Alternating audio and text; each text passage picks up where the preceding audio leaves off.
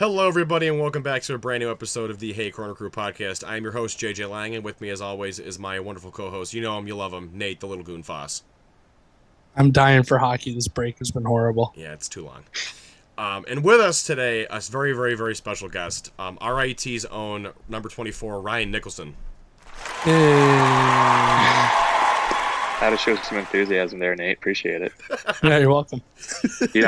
Do you not have like any of the editing apps for this where you can like put like a clapping and maybe a bigger audience sound for me? This is a zero production podcast. $0 production. It's just straight Zero straight budget. Oh, yeah. No Perfect. We'll get background there music or eventually. anything. So you're Oh, just yeah. going to basically be listening to the sound of my heavy breathing for an hour and a half then while you guys are giving me questions. Nah, we'll be all right. So, Just in case, for some reason, somebody out there might not know who you are, if you want to just introduce yourself real quick, that would be awesome. So yeah, I guess basically to reuse your words, my name's Ryan Nicholson. I'm 23 years old. I'm from Mississauga, Ontario, which is just outside Toronto. And I'm currently in my senior year at RIT. I'm a defenseman and I wear number 24, left-handed too. How did I never My realize dad you were likes you. left-handed? My dad likes Sorry? you because you wear 24. So it's I there got are that other number- reasons, but he'll tell you the first guy that he likes is number 24 on the team. So Well, it's funny because I got that number from my dad, and I still remember when I was young and I asked him how I got the number. He goes, "That's how many beers we buy in a pack." What do you mean? It's a fantastic answer.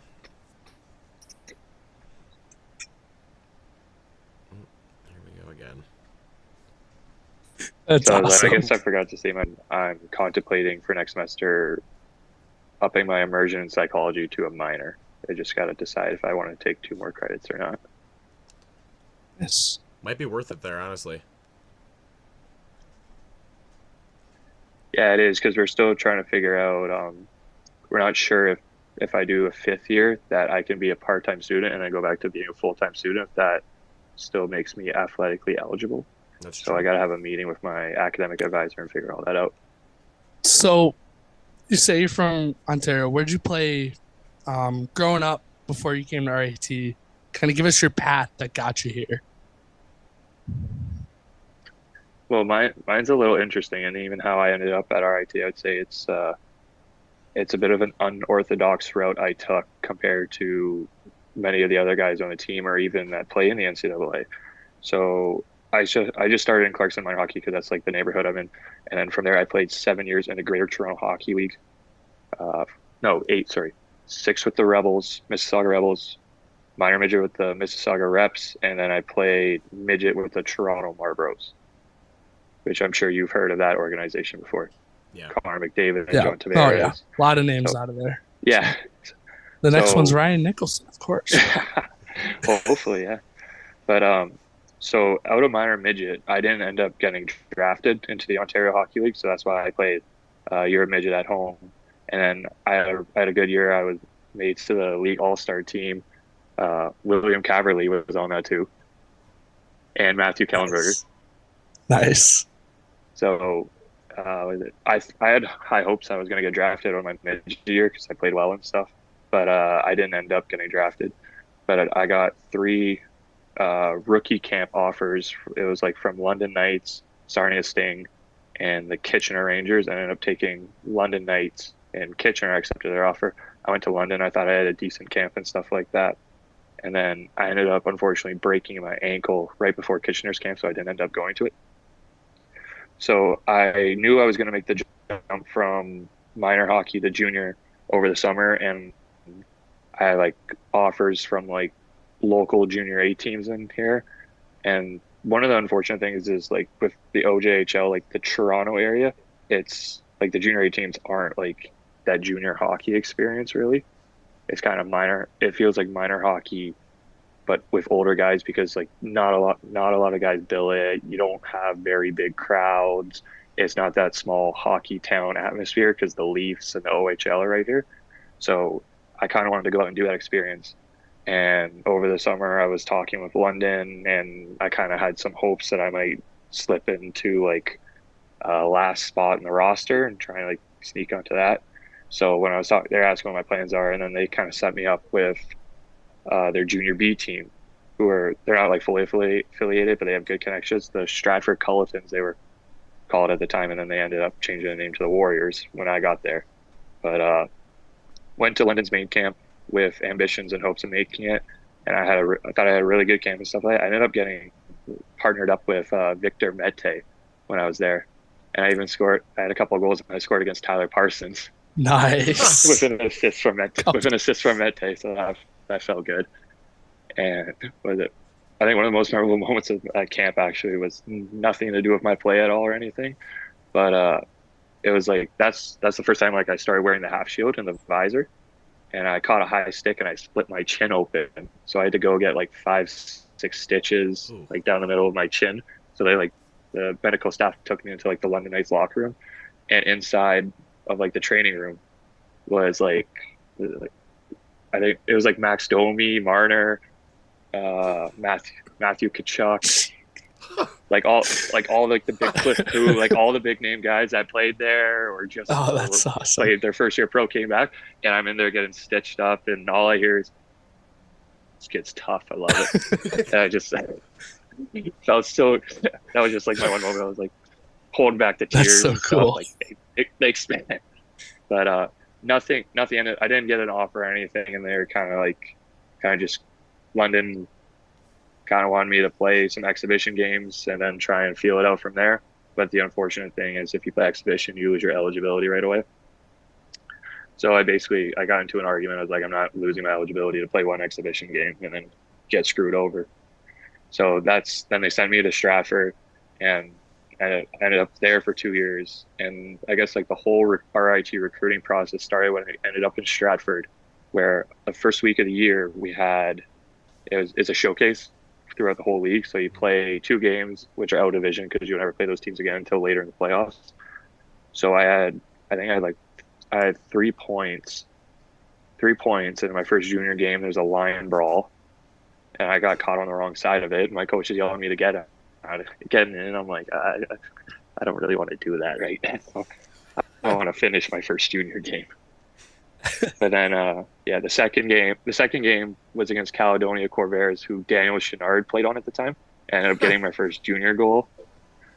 So I bugged him all the time, saying my first junior goal was against him. She didn't play that game; he was on the bench, unfortunately. But coming out of that showcase, I started to hear some rumors. People in my organization told me that he saw me at RIT. And no communication or contact ever came out of it. I was just I heard he wrote my name down in the book, and that was really it. I didn't really know much about RIT except for D1 Rochester. They're not we don't have a lot of media coverage for Atlantic hockey in general, nationwide or even in Canada. So I just knew of the school really. And then there was some small formal exchanges, but nothing really too serious. And then we just set up. My dad been kind of pushing me to go the college route, so we set up a non-official visit. But unfortunately, we set up a non-official visit, and they were on the road that weekend. So we ended up making a 2-for-1 because I went and looked at Oswego as well. So the Friday watched Oswego play Plattsburgh for the winter whiteout, which was a really cool game. And then we hit RIT on the way back and just kind of drove around the campus and looked at it. And then eventually there was a couple exchanges, and then finally I got offered an actual non-official visit by the coaching staff that I went the day after I graduated from high school. So I literally had my high school graduation, went out, enjoyed graduating from high school, and then in the car at 8 a.m. in the morning to go visit RIT. And then they showed me around and everything, what RIT had to offer, the hockey program, the history of it and stuff. And basically no offer came out of that, but the way Wayne said it to me, how he set it up was he said, I haven't seen you play, but I trust Brian's word, and he likes you a lot as a player. We're going to come down to we're going to come down first week of the season. We're going to watch you. I want to see with my own eyes. So I ended up staying in Stratford Junior B for a second year because I was I know where they they know where to find me. And then they ended up coming down to the showcase. They watched me. I think I had 4 points in 2 games or something. And this is where a bit of a wrench gets thrown in the recruitment process. That gets kind of funny. Was I got released from the OHL, so I was like a completely free agent in terms of like all of like major junior hockey in Canada. So I got an offer from the Quebec Ramparts, or the Quebec Romparts, where Patrick Watt is, and they were very like insistent on me coming down and stuff like that. And we did our research, and I don't want to say we kind of held it over RIT's head, like, hey, like these guys want me, like I'll go, because if I go, I lose the eligibility. And then they came down and watched me play. And this is also a little bit of miscommunication between me and the coaching staff. Is they said they loved my game, and what was that? And I'm trying to remember the way we ended the meeting after. Is they said they didn't formally offer me. I can't remember exactly word for word, but it was like when I got back from the meeting, my parents were like, oh, like how'd it go? And I was like, I think they offered me. I'm not exactly sure. So basically a month went by after that, and there was no contact or anything really. And then finally Willis reached out again. He was like, do you want to come to homecoming for your official visit? And I was like, yeah, sure, I'll take it. So that's when I went to the homecoming game versus Colgate. Was it Colgate? No, Northeastern. Because Colgate was my first homecoming as a student. Yeah, no, I forgot. I went to Colgate the year after with Thomas Maya again for another official visit. But yeah, I went to the Northeastern one, and that was just like, that was cool to see. They tied 3-3, and then like Adam Gaudette and Sakura were on that team. Mm-hmm. Like it was, and the team was loaded. They were loaded. They were, and RT was up like 2-1. It was 3-3. They were winning like late in the game, and I thought they were going to pull away. And then Northeastern tied it late or something. That one's still a tough one. Yeah, but that was just like a cool way to watch like the first RIT hockey game. And then coming back from that, I was like, if they offer me, like I'm taking it on the spot. And then the next morning I had breakfast with them and stuff, and we were like exchanging pleasantries. And then I still remember my dad was there, and he kind of just cut the tension. He goes, so did you offer him or not? And Wayne's like, yeah, we've been waiting for a response for like a month and a half. Like, you want to come? And right away I looked at it, I was like, yeah, I'm coming. I'll see you soon. Perfect. I'll pack my bags right now. I'll see you spring semester if you want to have me. That's awesome. That's awesome.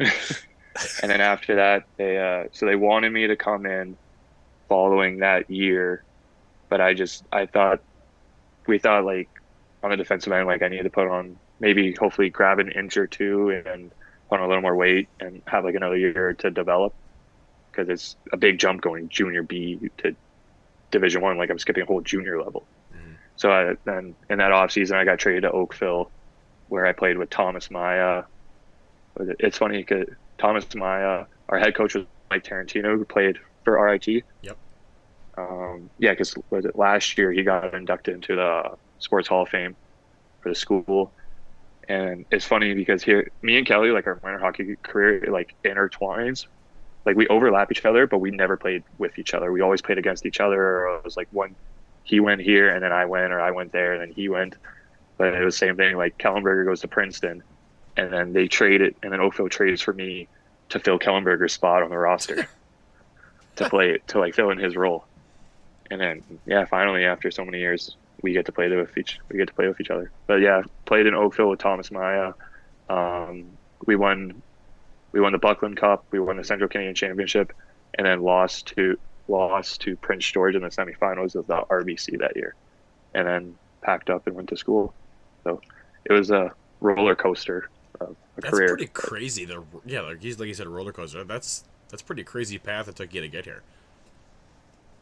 I mean, when I said it was unorthodox, like when you compare to most guys on the team that, they played 2-3 years of junior A in the spot, and then it works out for them. They get an offer and they say, yeah, I'm taking it. But no, but I mean, I still remember like like my dad was like coaching me throughout the process, and he was a great mentor, and he was like, you know, they'll find it doesn't matter where you play, they'll find good players.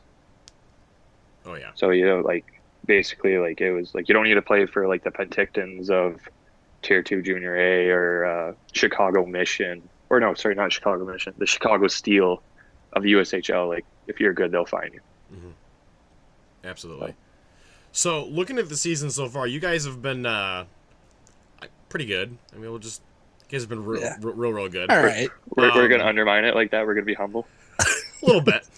Let's not be too cocky. Yeah, let's not be cocky. You guys are obviously coming off. Well, now I'm going to be cocky a little bit. You guys are obviously coming off of a massive 10-4 win of Canisius to kind of go into the break. Still nationally ranked number 20 in the country. In 2 separate polls now. How do you guys feel about that going into the break, going into the holiday? I mean, if we're getting national recognition, so it feels good. It was kind of It was kind of always a joke that like at the beginning when we were winning the games, like but we went on like the 8-game heat or whatever, and we didn't get like any national rankings. We were like, we're a sneaky wagon. Like let's fly under the radar and surprise everyone. But now that we have that, like it feels good. I think it's set a bar of our expectations, or sorry, set a bar of what we know we can do, but our expectations are always higher than that. So we want to keep climbing the rankings, because if you get in the top 12, I believe, you pretty much have a good percentage of getting into the tournament if you don't win. So that's what we want to achieve, is making. You can go ahead and win though. Yeah. Yeah. that's plan A, but it doesn't hurt. Doesn't hurt to have a backup plan. Wouldn't mind that either. I mean, the backup plan is fine, but like I've never seen you guys win a title since I've been a student, so I'd kind of like to see that also. Just throwing that one out there real quick. I mean, we had meetings with our coach right before break, and he was like, what do you think about the second half of the year? And what I said to him is, this is the most confident that I've been going to the second half of the year. That I think it's not like, we've had one or two teams in front of us or anything. It's like, I feel like we should win. Yeah. Like it's not like a dream. It's like we're putting the pressure on ourselves to expect it. And we're like, be determined to do it. Like there's no falling short. So go ahead. Oh, I feel like now, like we're putting the pressures on ourselves, because it's what we believe that we can do. I was gonna say, so like we know like the couple games before that Saturday Canisius game were kind of on the lower end. Like, what did that 10-goal outburst do for not just the guys who scored, but everybody's confidence going into the break? Like, it's exactly the note you want to end on. Like it felt good, like after especially Friday, where we kind of got our tires deflated because like Barshevsky played really well, and I think that's the first goalie. Like, I guess you can count Princeton too. First like goalie that we actually like, this guy's just taking everything from us. It didn't matter how much we were hammering his shots on net and the opportunities. Like he played well, and to like go on a break back-to-back games like that deflates like your ego and confidence. So to put up 10, it's like, we fell down. We had a couple steps back, but we made more progression than what we came back. Yeah, I would. So that's that. Yeah. I would. I think that's the. Yeah, sorry. Go ahead. I was about to say that's the mindset and stuff we have to like go into the break, and especially what we really need right now going against Penn State, who's ranked number 7. Absolutely. Is we need the confidence and a little bit the ego and the swagger that we're going to hit them hard. We're going to hit them hard in the mouth coming right off the start. Oh yeah. Obviously, looking at the defensive line when you guys are sitting there, we on this show have said multiple times that you and Spencer Barrier the brick wall before the brick wall, and I know there's a lot of people who are like, you two guys have contributed very much to our defensive strengths and our penalty kill strengths. Is there anything you want to say to that? I mean the one saying we have in the room before every game, and our defensive coach David Salako coined it, is it starts with the D. So it's always the mindset is if the D can play our game, then it will allow minimalism, less threats to Tommy. So all he has to focus about is stopping that first shot that we're gonna that we're pressuring to keep it on the outside, and that it gives the forwards the faith and confidence that we're as soon as we get our job internally done, and that job is to defend, shut down, and then give them the puck so that they can do their job.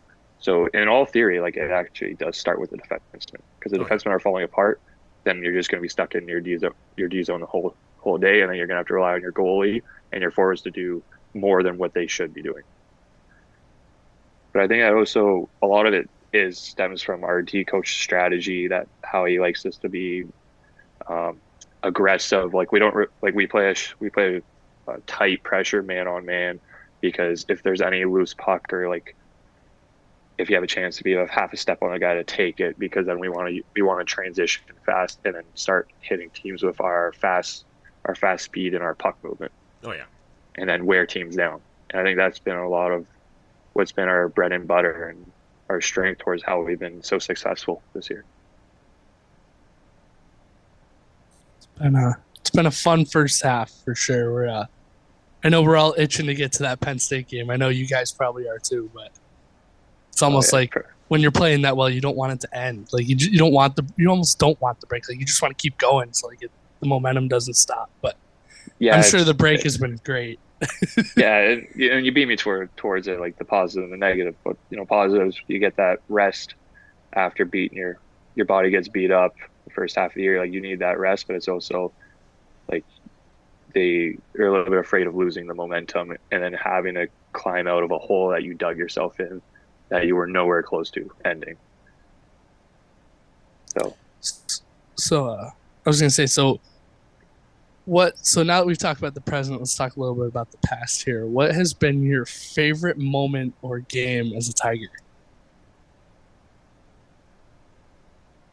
That's a hard question, because to narrow it down is like, if I got to pick a game, like I can throw the stereotypical answer at you that probably everyone would say is homecoming, because those are always the most memorable with the crowd and the venue and stuff. But like if I had to choose personally, like first NCAA game's always memorable. Mine was Colgate, at Colgate, and I still remember about it. So there was like two funny stories to come out of it. What is it? So usually like our like the starting roster is set the Thursday, it'd be Friday that day because we played on a Saturday. So usually the night right after practice, the day before, who the starting roster is. And it was like Dan Willard and someone else on the D end was sick and injured, and their status was 50-50 at the time. So my parents the whole week been leading up, are you playing? Like we're gonna make the drive down. Are you playing? Like you gotta let us know if you're playing. I was like, I don't know yet. Like you got 9D on the roster, so 3D are in like a pairing together during practice. I'm in the 3D, like I don't know. So, Friday comes, or no, I feel like we played Friday. It was Saturday. It was so I was Saturday. Gonna go, and then I got tickets to the Sabres game that night, and I was really mad because I wanted to go. Okay, that's perfect for. Yeah, I remember it completely.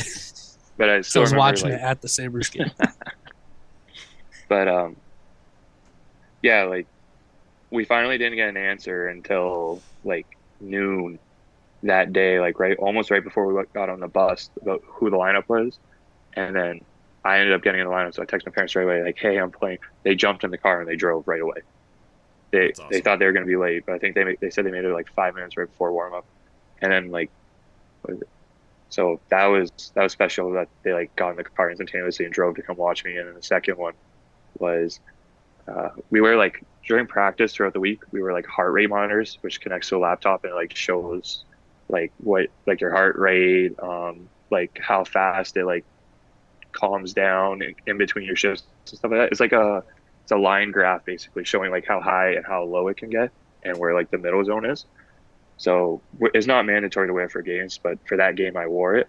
So I still remember like the first warm up comes, first couple laps, I'm flying around, I'm doing all the stick tricks. There's like a bunch of girls and people all along the glass in the Colgate student section. I feel like I'm cloud nine in the pros and stuff like that.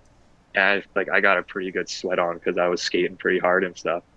And then our strength and conditioning coach, Nate Van Callenberg, comes up to me after the warm up. He goes, "Are you all right?" I'm like, "What's wrong?" He goes, "Your heart rate monitor went red. Like you're about to have a stroke or something. Like, is everything all right?" I'm like, "No, I'm just really excited and nervous." That's But I think I got a great. picture of it. Like the whole the first quarter of it is just all high red, and then when the game starts, it drops significantly. Oh, But that's there's that. awesome. There's that. There's the Canisius game, the Canisius comeback for the Frozen Four 10th It's a great anniversary when game. Walker scored the game-winning goal with 5 minutes left. What was cool about that is we all got to meet the roster, the guys on the roster that year after the game. They came in the room, they celebrated with us, and just we had dinner and stuff with them after, and just sharing they're just sharing stories of their time there, and it was cool. They'd be like, "Oh, who lives in this Perkins apartment, or who lives in this house on the street?" Like, "I do," or this guy, and they're like, "Oh, I lived there too, 10 years ago, and is it still like this?" Like, just getting to pick their brains about how it was for them and what they got to do was definitely a very memorable time. And then all of sophomore year was memorable, but that wasn't for good reasons. So, looking forward ahead again, jumping back to that, are there any series coming forward towards in the second half of the season that you guys are really pumped for, that you personally are really excited for? Penn State for sure. Arizona State, because it's always a fun trip, and we get to play in the new or the Mullet Arena where the Coyotes play, so that's good. Other things I would have circled on the calendar would be Niagara, Canisius again, and Air Force. I think those would be the top ones that I'm looking most forward to. Trying to think if there are any other sneaky ones. Mercyhurst, I always have personal vendetta with them. Oh, oh, I'm curious now. I just know a lot of the guys that play on the Okay. team and stuff, and That makes sense. a couple of guys I play with. Um, I don't want to lose to them. And what was it? They swept us last year at the end of the season, and just that left a bitter taste in my mouth about it. So I'll make sure you keep the bragging rights. And then kind of the last question in this segment before we get to some of the fun questions. What has been your favorite part about being an RIT Tiger so far? I mean, everything pretty much, the community and how blessed and fortunate we are to have how this program's been ran, the people that support it, everything just top down from the living experience to just being able to play hockey for 6 out of 7 days a week. You can't ask for much more, and getting a good education on top of it as well. and corner crew. Oh, that's part of the people that support it and stuff. I should. Go ahead. Yeah, I should have fully shouted you guys out individually about it, because you are Nah, your own you're good. chapter You're of good. it. No, you're fine. You're good. I mean, how many other college hockey fan bases have podcasts? Oh, Do you that's know a off the top of your head? fact. Or fan bases that bring 100 people to an away game to boo the other fans out of their own house. And that bought the visiting team's arena. Or you didn't bought it, you became the new landlord of it. Yeah. Oh, I loved that on Twitter and Instagram. That was the best thing ever. We're gonna definitely do that again. There's a guy. I don't know who changed the Wikipedia page for that was man, me. That was Was it me. you? That was me. amazing. I know there's That a was guy. awesome. I know there's a guy right now who's actually working on designing a software program that will go in there and make sure that the Dwyer Arena Wikipedia page literally says that the building is owned by the corner crew. When someone switches it back, my the gosh. program will go back in and fix it. The epitome of a I tech school don't right there for condone you. this. Oh yeah. I don't condone that. You should Oh, bring man. you should make them re-sign the lease for the arena when you get there. Oh, we should do lease papers. I want to just print out a lease papers. I want to bring a bunch that. of baby keys and just tape them to the glass and be like, "You win, you can have this back." I love that. All right. So getting to our super fun questions that we have. These are some that we asked them to Kobe. We changed a couple. We're gonna kind of keep track of all these as we go throughout the season when we talk to more of you guys. And then at the end of the season, we're gonna kind of go over them and lump them all together and do a best of. Yeah. So I will let Nate start with those, and we're gonna just alternate as we go through them because they're pretty funny. All right. All right. Who's the guy that's got everybody laughing in the locker room 24/7 every day? And Just 20%. don't be afraid to say yourself if it's you for anything either. Aiden Hansen-Bukata and Kobe Walker always have something to say. They have the two biggest personalities in the room. Other than Matt Kellenberger is a sneaky funny guy. He's got like a pretty dry sense of humor. Like he's a one-on-one guy. I always like being in earshot of him and hearing what he has to say. And then to wrap it up, I would say the duo of Grady Hobbs and John Franco Casaro, because they're always kind of barking back and forth at each other in a fun way. They live together too and stuff. Oh, that makes total sense then. Yeah, there's always something going on in the house there that they're not over. Best dressed teammate. I like Casaro's style a lot. He only wears like dark colored clothing, but he's got like the nice jeans, the shoes, and he wears like the sailor toques and stuff like that. He'll have the vest on. Kobe Walker is always pretty good at the business casual, a nice dress shirt, the khaki pants, and some like they're like not formal dress shoes, but they're like kind of casual. I don't even know how to explain it. He's always got those going on. I would say, I would say I don't think he's the best. He might. Some people might consider him the best dressed, but I think some of his outfits are kind of funny. Are Philippe Jacques? He wears like Really? all red Nike tennis shoes with like a tan jumpsuit that has like Looney Tunes on it or something. Oh, that's amazing. He's got like a bunch of Disney characters on like a shirt and stuff like that. They're all it's not bad style, but I think they're pretty amusing. That's something I wouldn't be wearing. It's pretty funny actually. funny. Easy to pick out in a crowd, then that's for sure. Oh yeah. Well, besides the height and the mullet, like Yeah. you always can catch him from the corner of your eye somewhere. Got the best flow. I mean, Yeah, I figured. I knew that answer was coming. Yeah, I gotta answer that, but I would say Outside of you, because we know it's Outside you, of me. but Colby Matthews is pretty sneaky good. No one. I'm trying to think who has like long grown out hair. It's right kind of now. just you and Colby, honestly. From what Barry we've just seen. Barry just cut his. Like I liked. He always kind of he kept it was short and it was like a little grown out and tight, but I liked it. Wilkie when he has a hat on or his helmet, it looks good. The color of his hair matches the jerseys. So, that's it. We were That's a gonna good ask touch. best mustache, but you guys kind of already had that voted on. Dude, Petrucci's was pretty good. I'm not gonna lie. That was. We didn't really give Doug Scott the chance to fully grow it out because I don't know why he always did a different style for that week of November, which kind of defeated the whole purpose of letting it grow out. right. But yeah, when we had the competition and stuff, he was a little upset that I think he shaved like 2 or 3 days before the picture was taken. Oh, So he wanted to take like new pictures and stuff all the time, and we were like, no. You get one picture. It's an integrity fight. There's no just for men allowed. Although Barry broke that. But yeah, we tried to write an honest competition, and it didn't fully work out that way. Wayne wanted to got win. all the way to the final. That was kind of yeah, it was like, man, he actually had a pretty good one going. Yeah. The funniest thing about that is we have access to the Instagram account, so we're able to like see like who voted and stuff like that. So I think for the first round matchup, like a couple of the guys voted for Wayne, and that didn't sit well over with the boys. There was a couple. There were some court cases like how do you pick your coach over your own teammate? oh man. All right, who's the guy when they're cooking? Everybody's over at the house. Who's the best cook on the team? Best cook. Petrucci's a big barbecue guy.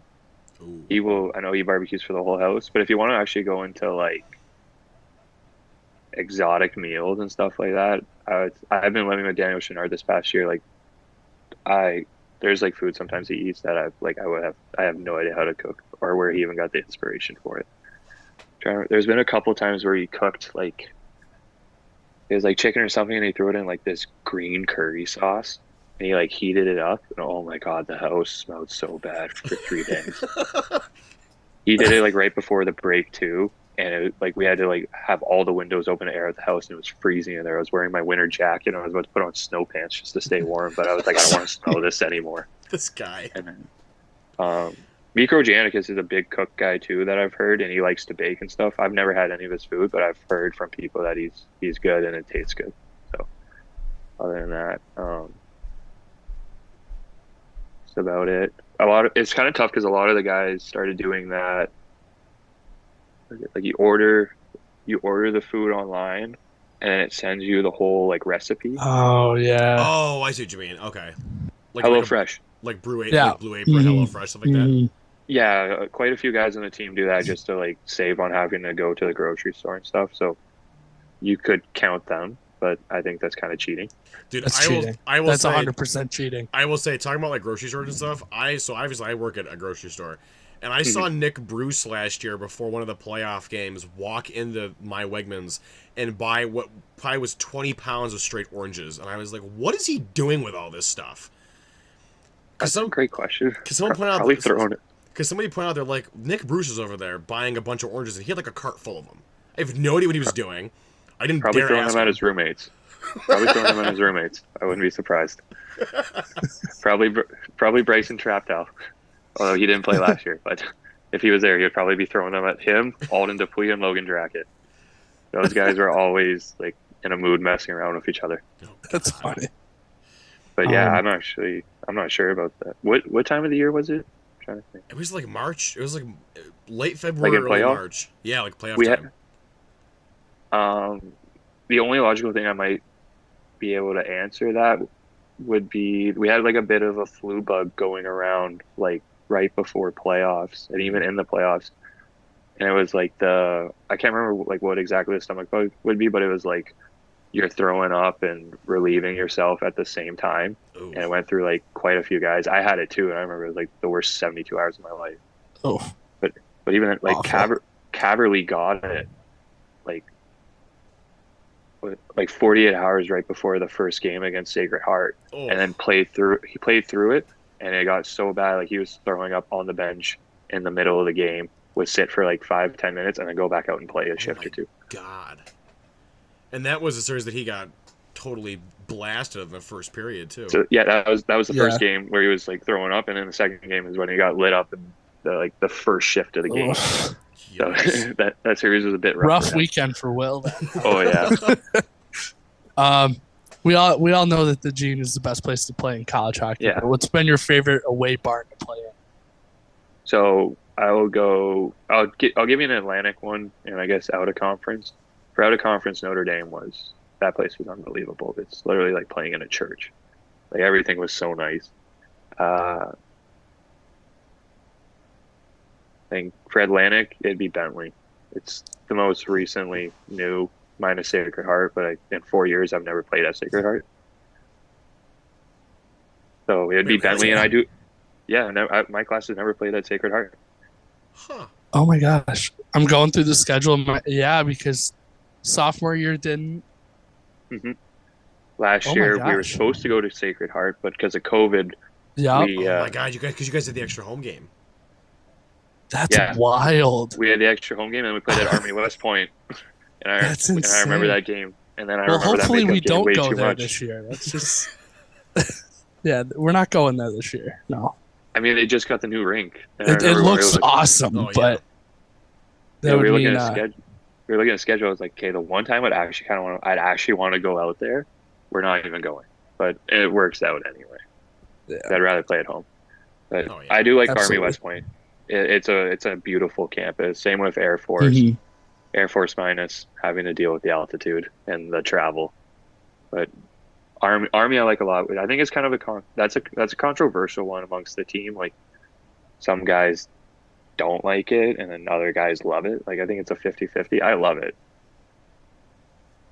I've been to a game there, and that's just it's like you said, beautiful campus, and like you're right on top of the action there as a fan. So like Oh, it's Those those boards like along the side, or especially the one where the penalty box are, You don't want to be hitting two of those boards. Those things are rock hard. Ooh. Because what is it? The stands, like your feet on where you like sit in the front row is above the dasher on the boards. So it's literally just like the Oh, cement. so it's just concrete. Yeah, it's the cement foundation right alongst the board. So you get hit in the boards like there's no give or anything. Yikes. I remember No they were telling me thanks. that my freshman year, and they're like, "You play on the right?" I was like, "Yeah." They're like, "Just stay away from the boards." Because you got it for the first and third period. They're like, and then every forward too, especially like it'd be the right wingers. They're like, "If I get one rim today, you're gonna be hearing it from me. We're going glassing out today. We're not rimming." break out on the opposite side every time, Yikes. right? Yeah. So it's fun. On the flip side of that, least favorite rink to play in. Give me the answer I want. Give me the answer I want. Do you want Niagara? Yes. I mean, we kind of figured Dwyer's on there, but Well, there's the joke amongst the team is we call it the purple prison because it's all like metal on the inside, and Mercier is like that too. It's freezing, and it's all like metal chrome. They're like temporary bleachers. Holy Cross is a small little shack. That one's not as enjoyable, but I will give it this: like, considering how small it is, it has been filled at times, just not for the full game. When I've been there my freshman year. That's it. Other than that, like, yeah, those three I'd say. because we knew about the purple prison thing because I think Tommy told one of the guys, one of our freshman members last year, and we put it on a whiteboard and left it on the glass at Niagara like the whole game or something like that. And during warm-ups, their guys kept trying to knock it over. Like, out of all the signs, that was the one they wanted down. It was pretty funny. Who's got the worst visitor locker room out of those three? Because those are never glamorous or anything. Out of the three, the visitors locker room in Holy Cross is actually not bad. Like you got like your stalls and everything. We're split into two rooms, but I'd say Niagara. Oh, it's got to be Niagara. Yeah, Mercier's isn't that great, but you're in the football locker room, so it's massive, and you have like a lot of space. But in Niagara, you're literally like, you just get like the one bunk above your head, and and everyone has to like squeeze in. So at times you're tying the person next to you skate, and you don't even realize it. That's how like tight you are. Jeez. And then we've been on like a hot streak there where we won like the past couple of times, and we have this theory like the showers are always freezing cold. So we always like, our theory is like every time we beat them, they just turn off the hot water. There's that. It wouldn't surprise me. Yeah, and then they're like hand towels, or like the towels they give you are like hand towels, and they feel like sandpaper on your skin. Oh. Like Niagara is the worst one out of all of them. Mental games, I guess. That's what you want to call it. But. So, your favorite NHL team? Toronto Maple Leafs. Are you a Sabres fan? Yeah. I'm a Golden Knights fan. Rest in peace, my guys last night. How are you a Golden Knights fan? Or are you just staying with the Vegas train? I'm just with the Vegas train. I was a Sabres fan, but I grew to despise the Pagulas and how they're running the team, and obviously the Raiders were moving out there. They announced the Knights. I'm like, you know what? I'm going to just jump ship with those guys. And then looked like an absolute clown when they made the Stanley Cup Finals their first year in existence, which was great. Fresh start. It's not bad. Oh, yeah. On the flip side of that, your favorite non-hockey NHL, like, do you have a favorite other sport besides hockey, and like your favorite team with that sport? Raiders, come on.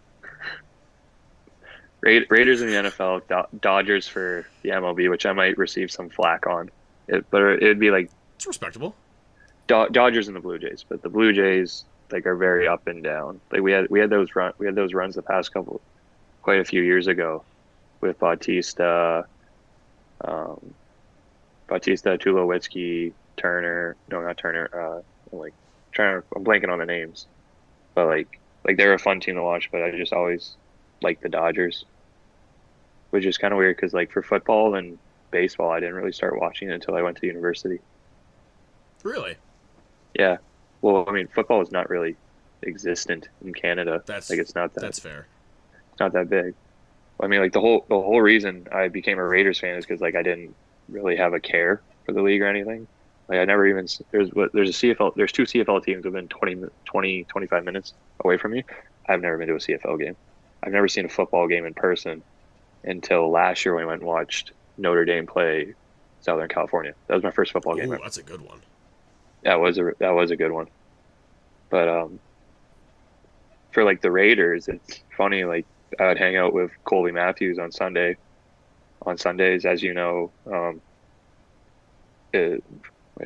Colby Matthews, as you know, is a Raiders fan. Oh yeah. But on Sundays, it's always like it's our one day off, so it's like a rest day, and you just do homework and you sit around, watch football and stuff like that. So I'd always be doing it with Colby, and he's a big Raiders fan, so the Raiders game always had precedent. And that's what I did with him for basically a year and a half, and then finally sophomore year, he's like, "If you're going to keep watching the games with me, you have to become a Raiders fan." I like I was this like, guy. shook his hand. I said, "Okay, Raider Nation, let's go." And obviously, Bought a hat and a hoodie that day. Yeah. Got shipped within 2 weeks, and then been part of Raiders Nation Hey, since. that's fair. Take perfect. it, right? And obviously, you and I have been clowning our mutual friend about upcoming games too, little Mr. Zelig. I don't even want to. How do I even get started with that guy? There's too much to say. Do you have kind of like this is kind of like the last of like the funny questions, like the kind of fun ones. Do you have like a pregame like superstition, like a snack or a ritual you have to do before every game? I wouldn't say like I'm over the moon superstitious. Like I have to do it and stuff like that. I kind of just do it because it's just a routine that I like. Mm-hmm. Like I've strayed off the path a couple of times, but one of the things I started doing this year is we got an express Thomas Scarfoni. So my roommates are Thomas Scarfoni, Colton Trumbulla, and Daniel Chenard. Scarfoni brought a espresso machine into the house when he moved in. So before every game, before we go to the rink, we have an espresso as a house together. And other than that, I like having a coffee at the rink, a 2x2. I chew gum during warm up. That's about it. Oh, and I always get orange Gatorade. We always have like choices for Gatorade. I always go with the orange. Stick with the Tiger Pride. I live off Gatorade during the season because it's the only thing that keeps my voice intact. From yelling so much. Nate will back me up. There was a game early on this year. I think it was it before Sacred Heart when I had 6 or 7 Gatorades stashed in the corner crew closet. That was a nice 4-game weekend too, though. So I was taking one a period down. some of those 4-gamers are rough on the voice. Oh, yikes! Well, I'm sure the way we've been going by taking so many Pims too, that there's been a lot of yelling. Oh my god! I'm just not sure if it's fully at the refs all the time. Sometimes I'm just it might be us. Oh no, it's How'd you always take die penalties? there's always dudes just yelling at the officials. No one's ever chirping you guys. It's always yelling at the officials.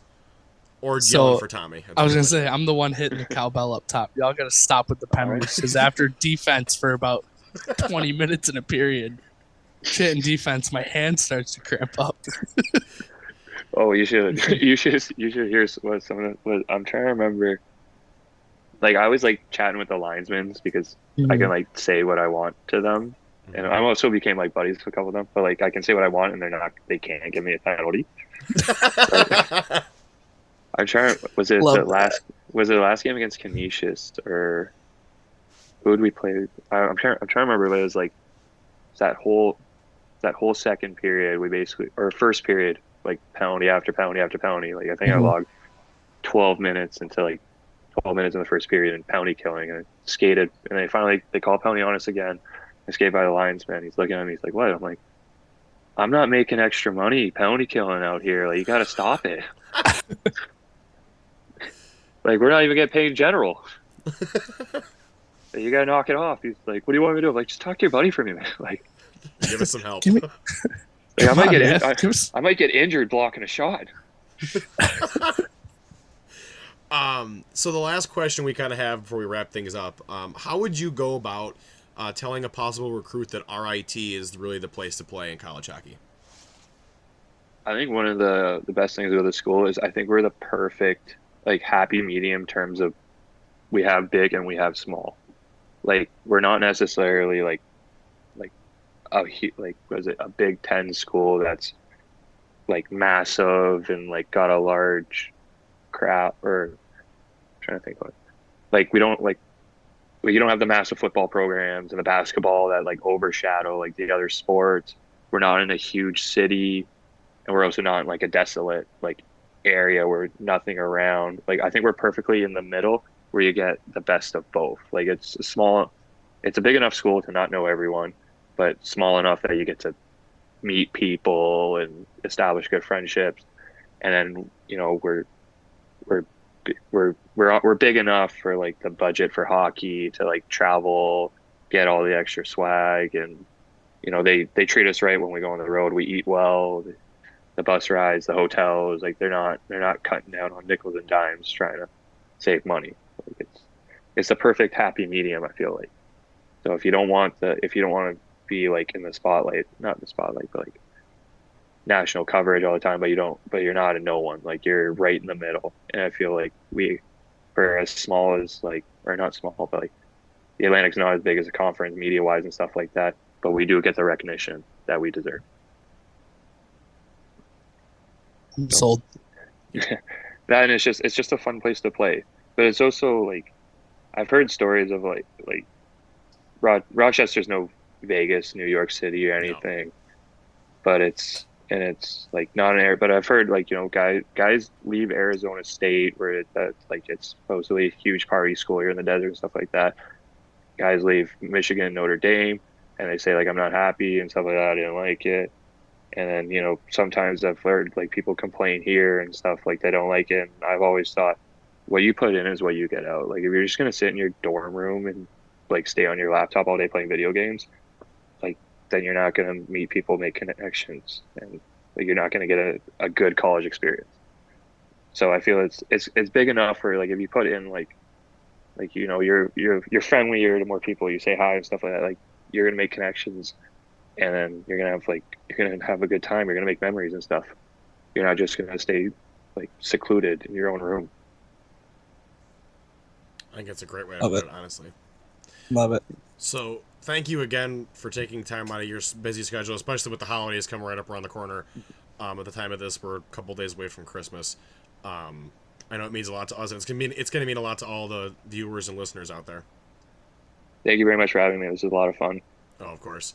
We'd love to have you back again at some point, hopefully. Maybe we can make that happen after a championship. Anytime, you have my contact info. Oh, yeah. So that being said, we're going to wrap it up here.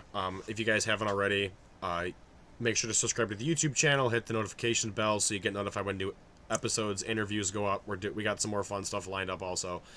Spotify and Apple Podcasts, because Dan Scully whined enough to actually make us want to do that. Those are both there. You can find us on both those platforms also. Facebook, Twitter, Instagram. Link to the Discord will be in the description of this, and it's also in the Instagram link tree, so you can find all that there also. Does anybody have any final remarks you'd like to leave before we sign off? Happy holidays. Oh, yeah. Oh, can't wait for second half and see you guys there. 10 more days. Yeah. We're so Not That's rushing fun. Christmas or anything, but like we're over the halfway point of this waiting here. So Well, everybody have a great rest of your evening. Enjoy your holiday. Go Tigers. go Tigers.